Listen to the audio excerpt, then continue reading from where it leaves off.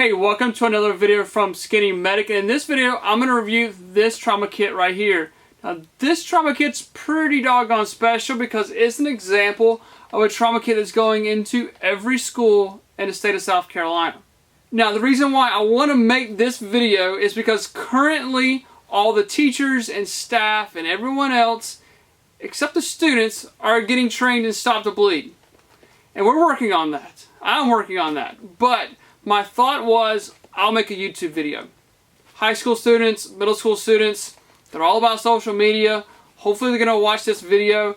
And I want to demonstrate to them everything that's in this bag. Now this video doesn't replace the hands-on training like you get in like the say Stop the Bleed classes. But at least it gives the students an idea. So I don't remember the last time I gave you guys a call to action to share my videos. I really don't. You guys do a great job of that all on your own. I don't have to tell you, hit the thumbs up button, hit the like button, hit the share button. You guys do that.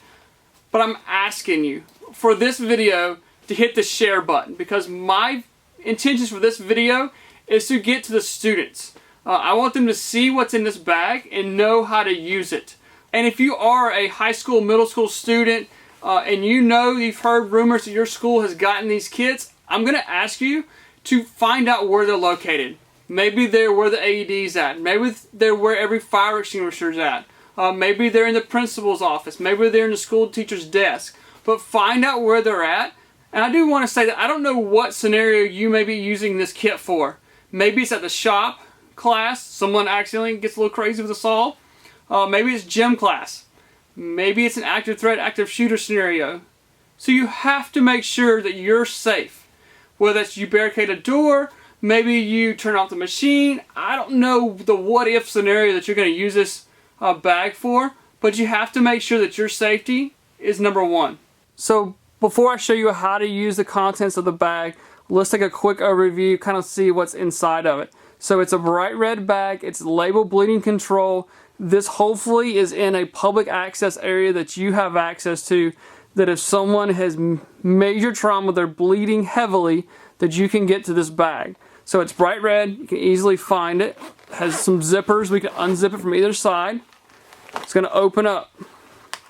So here we have a pair of gloves, we have a Sharpie, a pair of trauma shears, we have some instructions here in case you forgot what you saw in this video, you know how to use it.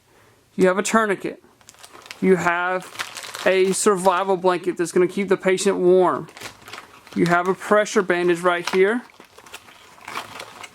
And in the very back, you have some gauze. This is some pretty special gauze here we'll go over in a minute. Before we talk about these items over here, let's just kind of talk about what's in this pocket right here. We already talked about your safety needs to be number one. And then if you get some time, I would recommend putting on these gloves. They are non-latex, you don't have to worry about any allergies, anything like that.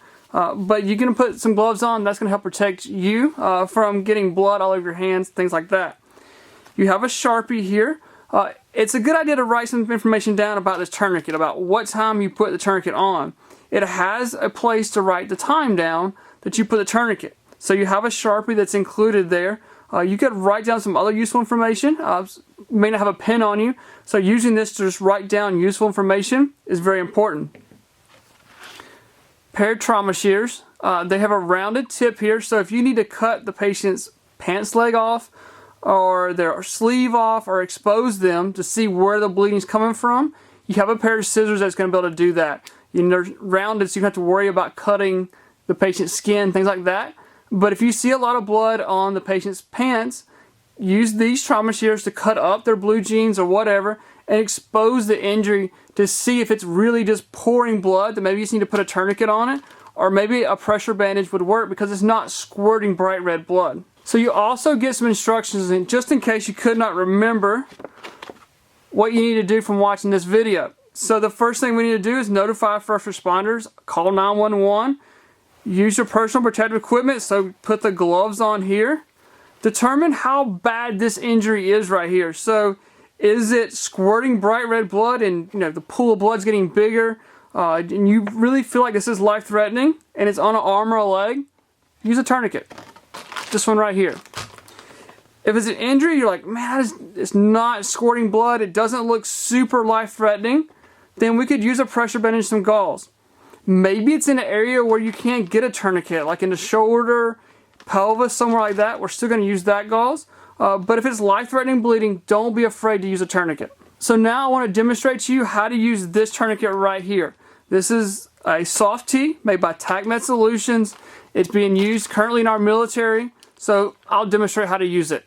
Alright, so like I said, tourniquets are used for massive bleeding. This is a lot of blood coming from the arms or the legs. So you can open up your tourniquet.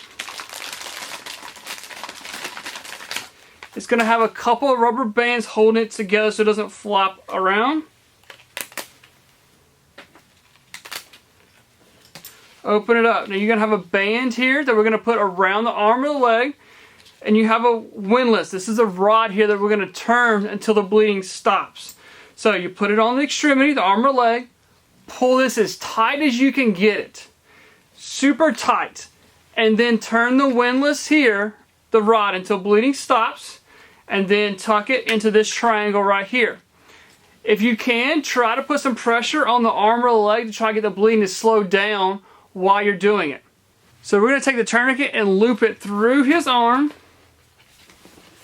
You can go ahead and put it up as high as you can get it.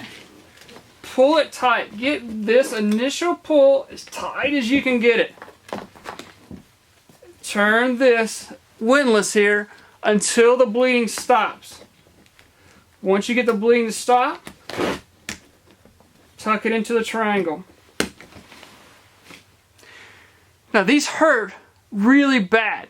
So your friend that you put this tourniquet on may be trying to fight you to get it off of him.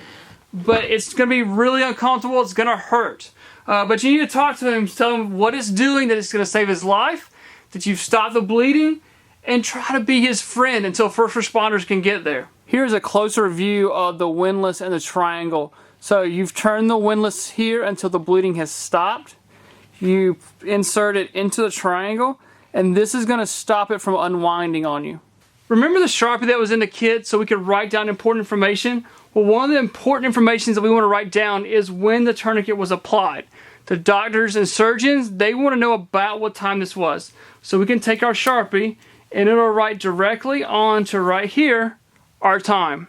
So now let's talk about this gauze here and the trauma pad. There again, we're going to use this for that bleeding that's we're not seeing squirting, the life-threatening bleeding, or maybe it's in a shoulder joint area or something like that. That's where we're going to use these particular items right here. So let's say he's bleeding up in this area right here where our tourniquet only goes up so high. We need the gauze here to put onto and put inside the wound to get the bleeding controlled. You could also use the gauze and the pressure bandage on a wound down here near the calf as an example. It's not squirting bright red blood, but it just looks really nasty. You could use this material to control that bleeding as well. So our gauze here, it's a special kind of gauze. It's a hemostatic agent gauze. It means it has a chemical in it that's going to help us control the bleeding much better than just using a t-shirt or something along those lines. So you have some bleeding, you have a nice cut right here that we're going to use it for. You have 4 pull tabs that you can open this up with.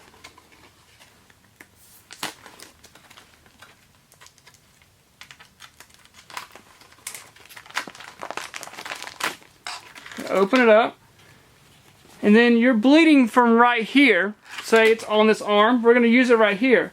Take the gauze, push it down in there as much as you can get it, and try to get it to the source of the bleeding. You can also, if you need to, just to take the gauze and just hold pressure like this and try to work on getting the bleeding controlled. You need to hold good pressure, like you're putting all of your body weight into this to hold pressure. Here is a little bit closer look at the kind of gauze that you can use for wound packing. You can see that it just Z-folds open to make it a lot easier to handle. Alright, so you've held pressure here, you've got the bleeding controlled. We're going to use the pressure bandage now just to kind of stabilize and hold the gauze in place. Open it up. Here's a closer look at our bandage. We have an absorbent pad here on this side. This is kind of a stretchy material, so you can stretch it to help secure it. And at the end, here's the Velcro that's going to hold it in place. So when we unwrap it here, we want to put the wound to this side right here. And you want to wrap it. Get it nice and wide.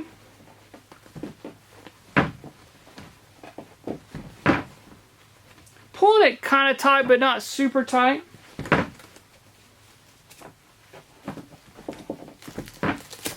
Once you get done, you have some Velcro here to help hold it in place. So now that you have stopped the major bleeding, whether it be using the tourniquet, using the pressure bandage and gauze, we've got to keep our patient warm now. So using this survival blanket, we're going to cover them up and keep them warm.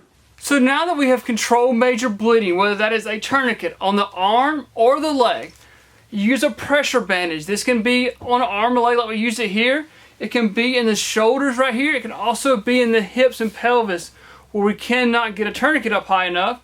Now that we've got the bleeding control, we want to cover the patient up. So we can use our survival blanket here.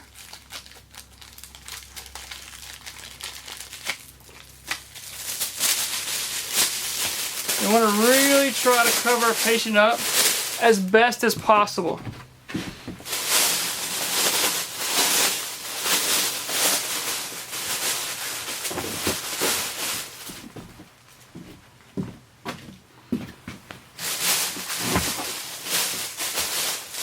I'm going to put a few links down below for you to check out. I'm going to put a direct link for this trauma kit from TACMed Solutions.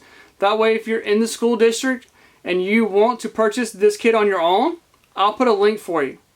Also, I'm going to put a link to bleedingcontrol.org. This is for Stop the Bleed classes, where you get hands-on experience with all the equipment that I showed in this video. I'm also going to put a link down to my website, medicalgearoutfitters.com, where you can find very similar trauma kits like we showed in this video that I sell. So I hope this video helps. You never know when you'll be the first responder. Remember the right gear and the right training.